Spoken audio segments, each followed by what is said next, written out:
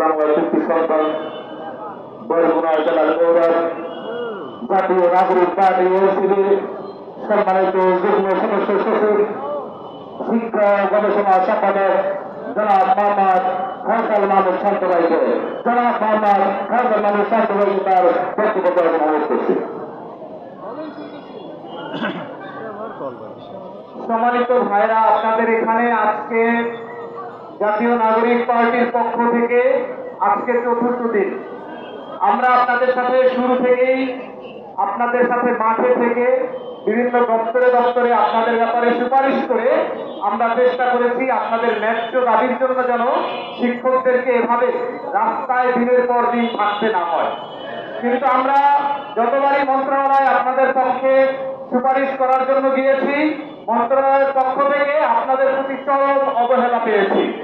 যতবারই আপনাদের এখানে এসে আপনাদের পাশে রাস্তায় এসে আমরা দাঁড়িয়েছি, ততবারই দেখেছি আপনারা যদি এখানে বসে মরেও যান তাতে এই শিক্ষা মন্ত্রণালয় এবং এই রাষ্ট্রের কিছু আসে যায় না।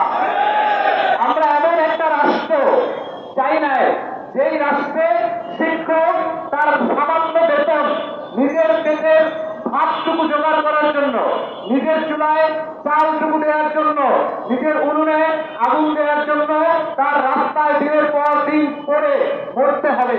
এরকম রাষ্ট্র কি আমরা পেয়েছি? এরকম রাষ্ট্রের জন্য আমরা রক্ত দিই না। আমাদের হিসাব খুব সহজ। আমরা রক্ত দিয়েছি এমন একটা রাষ্ট্রের জন্য যেই রাষ্ট্রে প্রত্যেকটা পেশাজীবী মানুষ, শিক্ষক এবং শ্রমজীবী মানুষদেরকে রাষ্ট্র আলাদাভাবে মূল্যায়ন করবে। কারণ এই রাষ্ট্র যেভাবে চলে, এই রাষ্ট্র যেভাবে চলে সেই রাষ্ট্রের প্রধান উৎপাদনের জায়গা হচ্ছে এই শিক্ষকরা। আজকে এই শিক্ষকরা যদি শিক্ষার্থীদেরকে ছোটবেলা থেকে প্রাইমারি ইবতেদায়ী পর্যায় থেকে না পড়াতেন, তাহলে এই রাষ্ট্রের যে অট্টালিকার মসনদ, সেই পলিসি আপনারা এই মন্ত্রণালয় ডান পাশের বিল্ডিং এ বসে বানান, সেই বিল্ডিং এ বসে আপনারা বানাতে পারতেন না।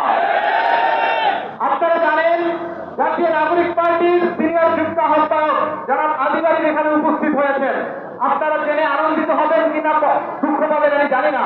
এই আদিবাড়ির একদিন আপনাদের মতো ইবতেদায়ী মাদ্রাসা থেকে তিনি পঞ্চম শ্রেণী পর্যন্ত কমপ্লিট করেছেন।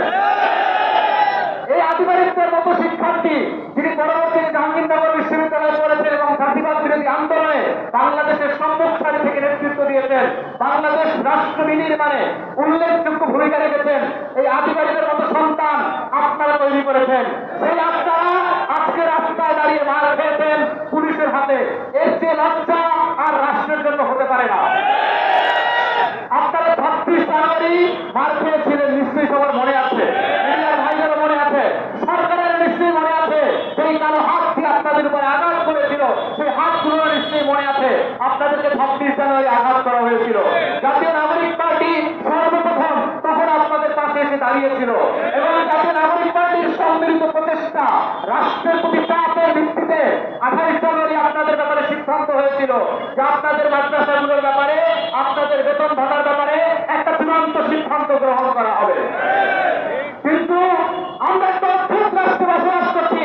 একটা রাষ্ট্রের সিদ্ধান্ত নেওয়ার জন্য শিক্ষকদের রাস্তায় বাদ দিতে হয়। সেই সিদ্ধান্তের প্রজ্ঞাপন জারি করার জন্য আবার 6 মাস 9 মাস অপেক্ষা করে আবার রাস্তায় আসতে হয়। আমরা তো এই রাস্তায় আন্দোলন করেছিলাম সেই 26 জানুয়ারি 28 জানুয়ারি পর্যন্তই। সেদিনটাই শিক্ষকদের ব্যাপারে রাষ্ট্রের চূড়ান্ত পর্যায়ে প্রধান উপদেষ্টার পক্ষ থেকে সিদ্ধান্ত হয়ে গিয়েছিল।